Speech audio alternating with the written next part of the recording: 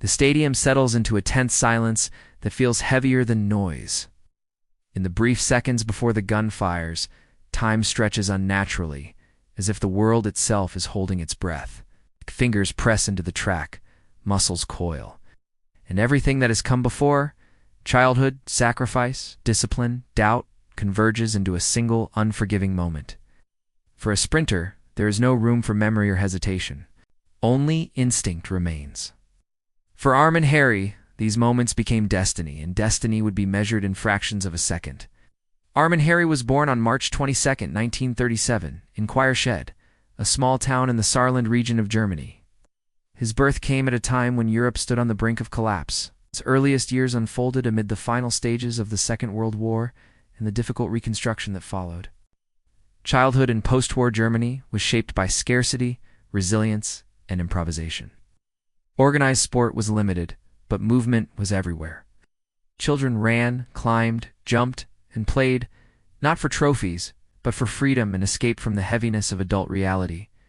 In these conditions, Harry's natural speed first became visible. He did not learn to run through formal coaching manuals or scientific programs, simply ran faster than others, effortlessly, instinctively. Teachers and peers noticed that when races began, Harry separated almost immediately.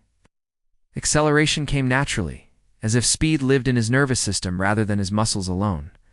As he grew older, athletics provided structure to his talent. School competitions led to club participation, and the rebuilding West German sports system began to recognize him. Like many athletes of the 1950s, Harry experimented with multiple events before sprinting asserted itself as his defining skill. Long jump, relays, and general athletics contributed to his development. But it was the straight-line burst of the 100 meters that revealed his true potential. West Germany in the 1950s was eager to re-establish itself internationally, and sport became a visible symbol of renewal. Athletics clubs became more organized, competitions more frequent, and training more disciplined. Harry entered this system just as it began to mature. Coaching refined his raw speed, focusing on start mechanics, posture, stride frequency, and relaxation at maximum velocity. Sprinting, he learned, was not about force alone, but efficiency, about applying power without tension. By the late 1950s, Arm and Harry was no longer just a promising athlete. He was the fastest man in West Germany. National titles followed, and international competition exposed him to the world's elite. Racing sprinters from the United States and Europe introduced a new level of intensity. These athletes trained harder, raced smarter, and carried immense confidence. Harry adapted quickly, understanding that sprinting success required not only speed, but psychological strength. Every race sharpened him, losses were analyzed. Victories were studied just as carefully. He learned how to control nerves in championship settings, how to execute under pressure, and how to trust his preparation when the moment demanded everything. Sprinting offered no tactical complexity once the gun fired. The strategy was complete before the race began.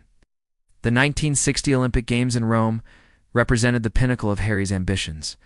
The Olympic 100 meters was already legendary, an event loaded with symbolism and expectation. For West Germany, participation alone carried significance in a divided world. Harry entered the Games aware that he carried not only personal dreams, but national hope. The preliminary rounds unfolded with tension. Each start mattered. Each finish line confirmed or denied progress. In sprinting, confidence builds through execution, and Harry's performances suggested that something extraordinary was possible. When the final arrived, the atmosphere was electric. Thousands watched in the stadium, millions more across the world. The gun fired. Harry reacted instantly, launching himself forward with explosive precision. His acceleration was decisive. As the race unfolded, he held form, maintained relaxation, and drove through the finish line. When it was over, the result was unmistakable. Arm and Harry was the Olympic champion in the 100 meters, claiming gold for West Germany and etching his name into history. The moment transcended sport. It represented renewal, belief, and the re-emergence of German athletics on the world stage. The medal ceremony, the anthem, the recognition, all became part of a legacy forged in less than 10 seconds. Later that same year, Harry achieved another historic milestone. He ran 100 meters in 10.0 seconds, becoming the first athlete officially recognized to reach that mark. Though hand-timed, the performance shattered a psychological barrier that had defined sprinting for generations. For decades, the idea of running under 10 seconds had seemed unreachable. Harry's performance changed perception forever. The significance of that moment extended beyond records. It altered belief.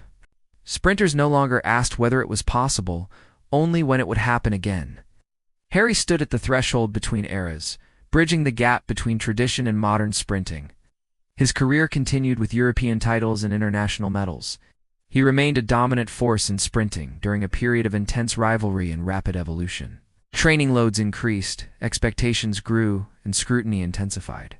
Sprinting careers are fragile, and Harry faced injuries and physical strain like all elite sprinters. Each setback demanded adaptation, adjustments in training, patience in recovery, and renewed mental focus. Harry's personality reflected his discipline. He was confident, driven, and fiercely competitive. Training was methodical, repetitive, and demanding. Sprinting allows no shortcuts. Thousands of starts, countless accelerations, and relentless refinement defined his daily routine. His lifestyle revolved around preparation and recovery, understanding that peak performance exists only briefly and must be protected. As the 1960s progressed, the sprinting landscape changed. New athletes emerged, technology advanced, and competition intensified. Eventually, Harry stepped away from elite competition. Retirement marked the end of racing, but not of influence. Olympic champions remain permanent figures in sporting memory, their achievements frozen in time. After leaving competition, Harry pursued life beyond the track, carrying with him the identity of a man who once stood at the absolute summit of speed. His name remains synonymous with courage, precision, and the moment when human limits shifted. Harry's story is not simply about how fast he ran. It is about timing, belief, and the courage to deliver perfection when it matters most. In an event measured in hundredths of a second, he created moments that have lasted decades. At Behind the Medal, we honor these moments, the discipline behind the speed, the pressure behind the glory, and the human story behind the stopwatch. If this journey inspired you, like the video, share it, and subscribe for more legendary stories from the heart of athletics. This video contains AI-generated images. They're used only for creative illustration and may not represent the athlete's exact appearance.